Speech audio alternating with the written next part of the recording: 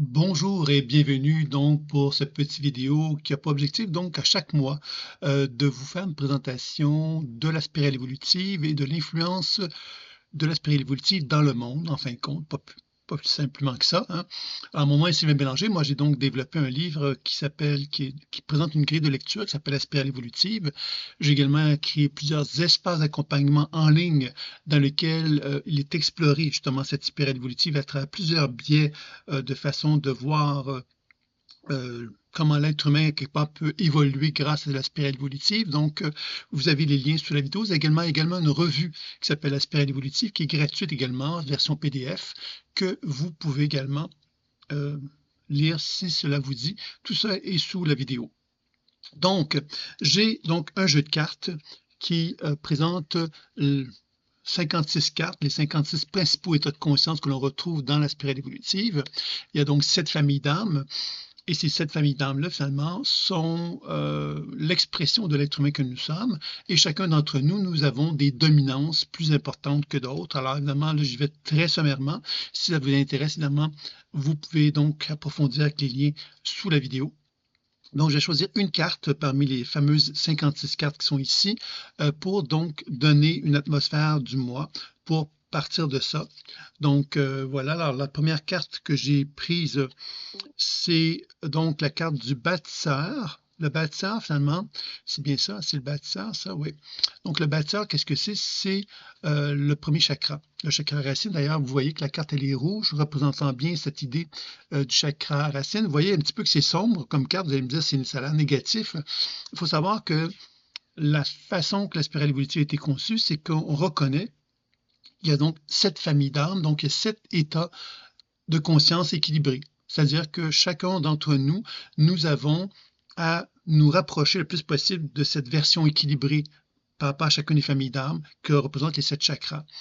Et évidemment, chacun d'entre nous, nous sommes confrontés par les événements de la vie, par plein de choses, en fin de compte, à nous éloigner possiblement de cette expression juste de nous-mêmes, et ça va se manifester sous forme de hyperactivité dans le chakra ou d'hypoactivité, pour faire une histoire un peu courte. Et ici, la carte qui est représentée nous présente donc le chakra donc relié au chakra racine, le chakra donc le bâtisseur, hyperactif, épuisé. Donc, d'où le côté sombre de la carte. Il y a effectivement beaucoup d'énergie qui s'est épuisée, donc une forme d'effort qui a été fait pour essayer justement de se manifester dans le monde terrestre. Alors, le bâtisseur, donc, c'est celui qui construit sa vie en accord avec les lois de la vie.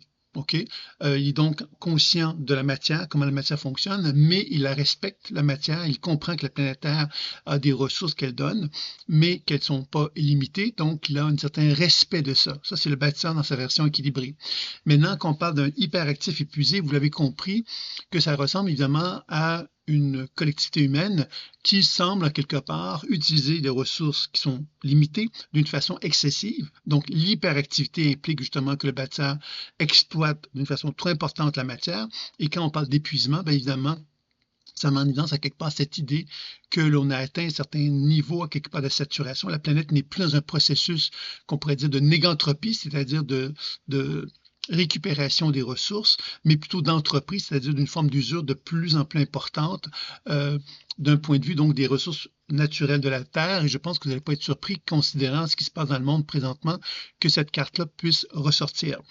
Ceci dit, évidemment, donc ce qu'elle se met en évidence, cette carte-là, quelque part, c'est que l'état de conscience qui est associé à la carte, c'est le saboteur. Alors, c'est intéressant, le saboteur, parce que j'ai regardé un petit peu intuitivement l'atmosphère collective dans le monde actuellement, et je constatais justement qu'on est, à mon sens, à moi, en tout cas, dans une phase justement où on a joué aux cartes et on a voulu faire croire qu'on avait des jeux mieux que d'autres.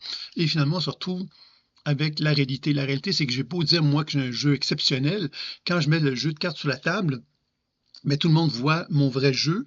Alors moi, j'avais beau faire croire qu'il est exceptionnel, ce jeu de cartes-là, s'il ne l'est pas, ben, je me retrouve dans une position où, quelque part, ben, je suis dévoilé, démasqué.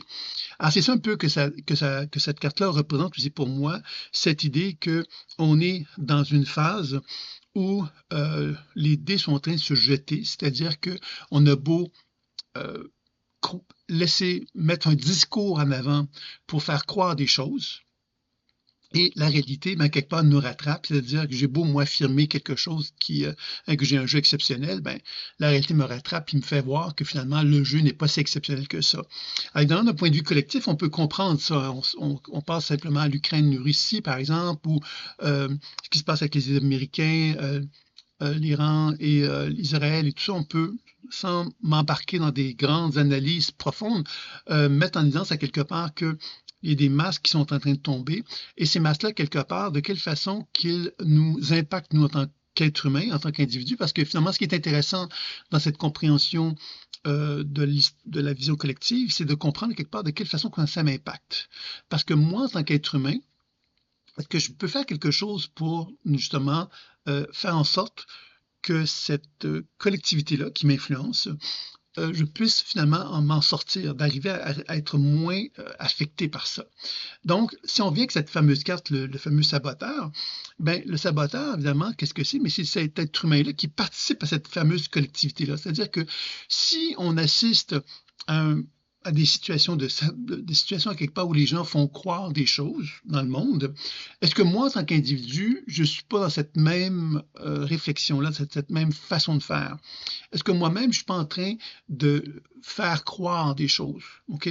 Et à partir du moment que moi, je reconnais quelque part la réalité terrestre, les ressources réelles, etc., et que je m'assume dans cette volonté que j'ai de respecter à quelque part la planète Terre et les gens qui sont autour de moi, etc., que j'apprends justement à assumer ça, ben peut-être que je suis dans une position où je suis en train de reconnaître effectivement le constat. Le constat, c'est que on est dans une société dans laquelle la collectivité semble se diriger vers un hyper-épuisement. La bonne nouvelle, c'est que l'épuisement, ça génère quoi? Ça génère effectivement à un moment donné l'idée de se dire, ben, je suis épuisé. Quand on est épuisé, qu'est-ce qu'on fait? On va se coucher et on va se reposer. Et quand on va se reposer, qu'est-ce qu'on fait? Ben, on lâche prise, on est obligé de lâcher prise, on est obligé à quelque part de ne plus être en conflit ou en combat. On est obligé à quelque part de constater que j'ai plus d'énergie, donc je dois récupérer. Alors je pense que c'est ça qu'on doit peut-être reconnaître, hein. On est dans les vacances en plus au mois d'août pour les Français, entre autres, et au Québec aussi, on est dans une période quand même encore assez chaude et qui quand même encore beaucoup l'été.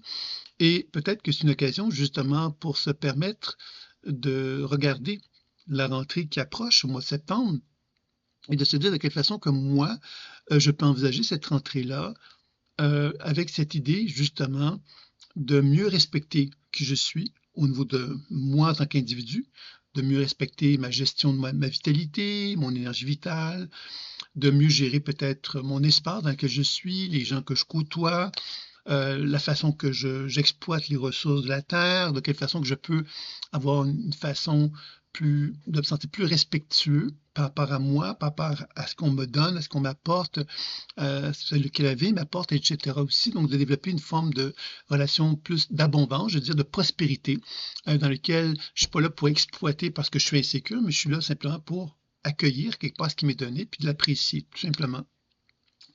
Et dans ces conditions-là, bien évidemment, on peut également aussi observer de quelle façon que nos pensées peuvent être peuplées par justement ce que moi j'appelle le fameux saboteur.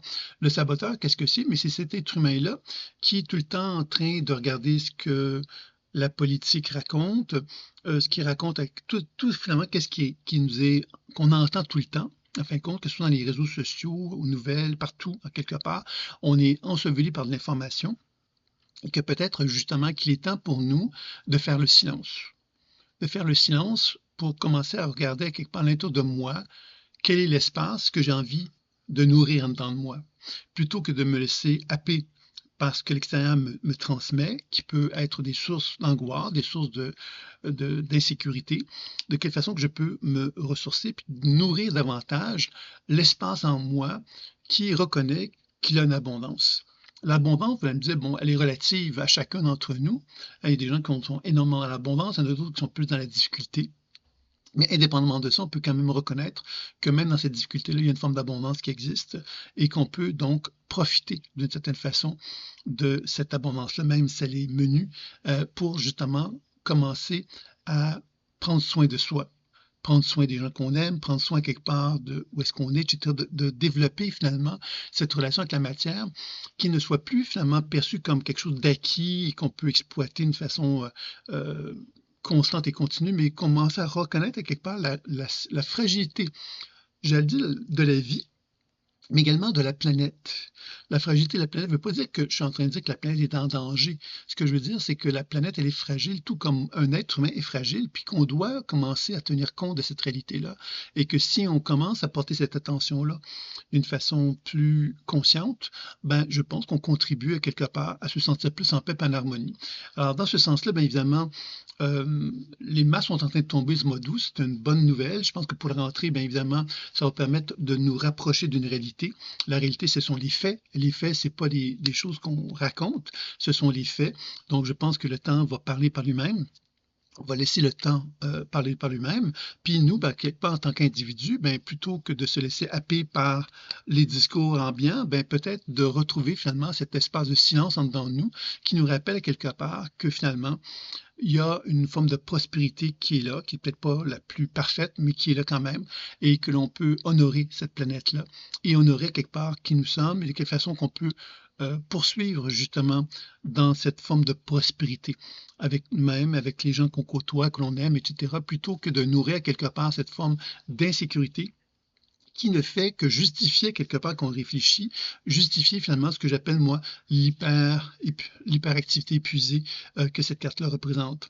C'est-à-dire que je veux dire par là que plus par exemple, je considère quelque part que je me laisse prendre vraiment par les discours guerriers qui existent dans le monde, plus quelque part je contribue à favoriser effectivement la continuité de plein d'éléments que finalement collectivement on ne souhaite pas. Par exemple, on exploite les ressources de la planète d'une façon de plus en plus malsaine, on contribue à la guerre, on tue des gens, etc., d'une façon de plus en plus naturelle, au nom de toutes sortes de choses. On peut donner toutes sortes de raisons à vouloir tuer des gens, on peut dire au nom de la démocratie, on peut dire au nom de la survie, au nom de plein de choses, mais à quelque part dans les faits, revenons vers les faits. C'est quand on met les cartes sur table. Cartes sur table, c'est on peut affirmer des choses, mais cartes sur table, c'est quoi qui se passe réellement.